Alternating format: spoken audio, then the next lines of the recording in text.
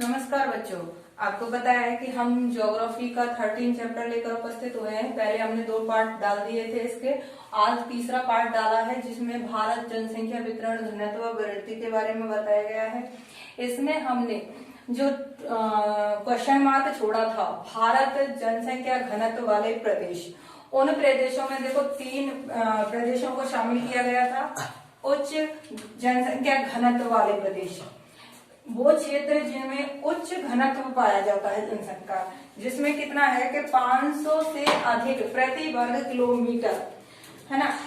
जिन क्षेत्रों में घनत्व पाया जाता है उन क्षेत्रों में देखो पहले नंबर पर आता है बिहार, पश्चिमी बंगाल है, यूपी, हरियाणा, है ना। इन तथा दक्षिणी भारत की अगर बात करें, ये तो आता है आपके उत्तरी भारत में, और अगर दक्षिणी भारत की बात करें तो मालाबार तट, तमिलनाडु, ये आते हैं आपके दक्षिणी भारत में। जैसे भारत की स्थिति देखो इस तरीके से है, यहाँ तो उत्तरी भाग हो गया, ये हो गया आपका दक्षिणी भाग। तो दक्षिणी भाग में आपके मालाबार तट और तमिलनाडु प्रदेश भी इसमें शामिल किए जाते हैं। कारण है यहाँ उच्च घनत्व का कि यहाँ पर समतल मैदानों का होना तथा क्या है उद्योग धंधों और कह सकते हैं हम जल की प्राप्ति होना, सारी चीजों की सुविधा होने की वजह से यहाँ जन घनत्व अधिक पाया जाता है। बात कर लेते हैं बेटा मध्यम जनसंख्या घनत्व की। यहाँ जो जिन क्षेत्रों में 300 से 500 व्यक्ति प्रति वर्ग किलोमीटर में पाया जाता है, उन क्षेत्रों को मध्यम जनसंख्या घनत्व में शामिल किया जाता है। जिनमें हमारे जो क्षेत्र आते हैं, देखो आपका आता है महाराष्ट्र, एक आता है गुजरात, एक आता है आपका तेलंगाना, दूसरा आता है आपका आंध्र प्रदेश, तीसरा आता है ना। ये कुछ क्षेत्र आते हैं महाराष्ट्र, गुजरात, तेलंगाना, आंध्र प्रदेश। यहाँ जन घनत्व गिरने का कारण बेटा धरातल का विषमता लिए होना, धरातल है वो विषमता लिए हुए है, उबड़ खाबड़ धरातल है, इसलिए यहाँ घनत्व क्या है कम पाया जाता है। जल की भी कमी है, इन क्षेत्रों में जल की कमी नहीं है, धरातल भी समतल है, तो घनत्व लोगों का अधिक पाया जाता है, जबकि इसमें कमी होने के कारण लोगों का घनत्व कम पाया जाता है। ध्यान रखना, प्रति वर्ग किलोमीटर में रहने वाले जो लोग होते हैं उनको ही घनत्व में शामिल किया जाता है। तीसरी बात कर लेते हैं निम्न जन घनत्व वाले क्षेत्र। देखो जनसंख्या घनत्व वाले क्षेत्र जो 300 प्रति व्यक्ति है से भी कम किलोमीटर में रहते हैं, यानी 300 व्यक्ति प्रति वर्ग किलोमीटर से भी कम में रहते हैं, उनमें देखो उत्तरी पूर्वी हिमालय, आपको पता है पर्वतीय इलाका है, पहाड़ी इलाका है, इसलिए लोग कम रहेंगे, उसमें निम्न जन घनत्व पाया जाएगा।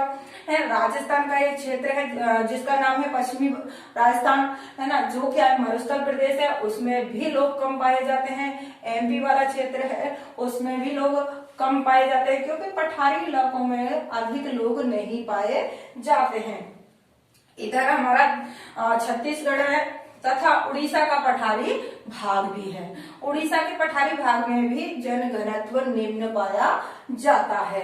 बात कर लेते हैं बेटा, अगला पॉइंट आ जाता है हमारा इस टॉपिक को आगे बढ़ाते हुए कि जन संख्या वृद्धि किसे कहते हैं। ये क्वेश्चन हमसे पुट ऑफ कर लिया जाता है, तो हमारी डेफिनेशन हमें याद होनी चाहिए।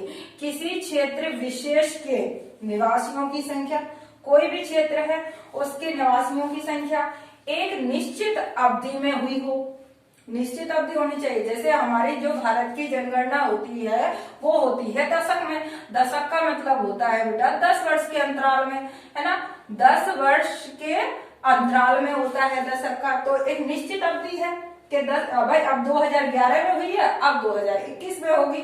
तो इसी प्रकार से जहां निश्चित समय में लोगों की संख्या की क्या की जाती है, गणना की जाती है, वो जनसंख्या वृद्धि कहलाती है। ये हमें डेफिनेशन याद रखनी है, नोट्स बना ले। लगातार आपको थर्ड पार्ट दिया गया है, 13 चैप्टर चल रहा है, थर्ड पार्ट है, 2 पार्ट पहले डाल चुके हैं, तो कंटिन्यूअस एक पार्ट और आएगा, 4 पार्टों में ये चैप्टर कंप्लीट हो जाएगा। पॉइंट देखो 1901 से 2011 के मध्य जनसंख्या वृद्धि के 4 भागों में बांटा गया कि 1901 से हमारी जनसंख्या में जो वृद्धि हुई उसको 2011 तक 4 भागों में बांटा गया है बेटा। देखो, एक तो क्या कब हुई कि मंद वृद्धि काल चल रहा था। कब चल रहा था? मंद वृद्धि काल, यानी जनसंख्या बढ़ तो रही थी पर बिल्कुल अति धीमी गति से बढ़ रही थी।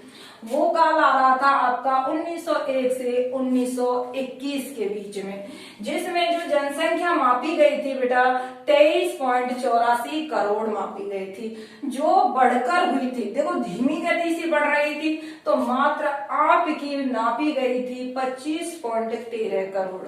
यानी कह सकते हैं इसमें कि बहुत कम गति से क्या हो रही थी, जनसंख्या वृद्धि हो रही थी। कारण इसमें यह था कि 1911 और 1921 के बीच में बेटा महामारी अकाल भीषण पड़ा, जिसके कारण जनसंख्या नहीं बढ़ पाई। यानी जन्म दर के साथ में मृत्यु दर उच्च हो रही थी, इसीलिए जनसंख्या बढ़ नहीं पा रही थी। ये कारण मंद वृद्धि काल में निकल के सामने आया था। दूसरा था स्थिर वृद्धि काल, जो 1921 से 1951 के बीच का मापा गया था। इस काल में क्या हुआ बेटा कि स्थिर वृद्धि थी, ना तो जन्म दर उच्च थी ना मृत्यु दर उच्च थी, नियंत्रण था दोनों ही चीजों पे। क्या था? नियंत्रण। इसमें जो जनसंख्या थी बेटा 25.13 से बढ़कर 36.11 करोड़ हो गई। मतलब कह सकते हैं हम इसमें जो वृद्धि हुई थी वो 11 करोड़ की हुई थी मात्र, है ना। किसकी हुई थी? 11 करोड़ की हुई थी। इसमें अकाल और महामारी पर क्या कर लिया था? नियंत्रण कर लिया था। यानी मृत्यु दर में कमी आ गई थी। क्या आ गई थी? मृत्यु दर में, मतलब स्थिर था, ना तो जन्म दर उच्च थी ना मृत्यु दर उच्च थी, और मृत्यु दर पर भी काबू पा लिया था स्थिर में। बात कर लेते हैं तीसरी की, तीव्र वृद्धि काल। ये आपका मापा गया 1951 से 1981 के बीच में बेटा। तीव्र था, इसमें जो वृद्धि हो रही थी वो तीव्र गति से हो रही थी। इसमें जो जनसंख्या थी 11 करोड़ बढ़ी थी, यहाँ 32 करोड़ बढ़ गई बेटा। क्या बढ़ गई? 32 करोड़ बढ़ गई भाई। 11 करोड़ यहाँ बढ़ी थी, इस तरीके से अकॉर्डिंग चल रही थी। 11 करोड़ यहाँ बढ़ी थी और 32 करोड़ यहाँ बढ़ गई। 36 में 32 जोड़ लो, है ना। उस हिसाब से ये क्या हुई? जनसंख्या बढ़ी। इसमें क्या हुआ था? मृत्यु दर तो कम हो रही थी लेकिन जन्म दर अधिक हो रही थी। जहां ध्यान रखना, तीव्र वृद्धि काल होगा उसमें मृत्यु दर तो बिल्कुल कम हो जाएगी और जन्म दर क्या हो जाएगी? उच्च हो जाएगी। और जहां स्थिर रहेगा वहां जन्म दर और मृत्यु दर दोनों ही समान रहेगी, और जहां मंद रहेगा वहां मृत्यु दर अधिक, वो जन्म दर कम रहेगी, मृत्यु दर अधिक रहेगी। इसमें क्या हुआ था? मृत्यु दर कम हो गई थी, जन्म दर उच्च हो गई थी इस तीव्र वृद्धि काल में। इसके बाद में अगला आया घटती वृद्धि काल। जो अब क्या हुआ कि तीव्र वृद्धि काल कब मापा गया? क्वेश्चन आ जाता है। तो 1951 से 1981 के बीच में तीव्र वृद्धि काल मापा गया, जिसमें जनसंख्या बढ़ी थी भारत की।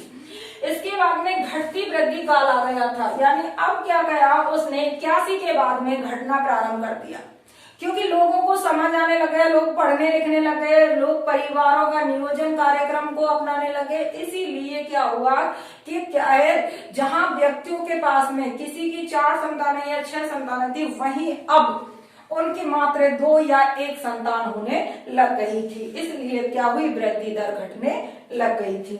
1981 से 1991 में जन्म दर क्या हुई? कम हुई।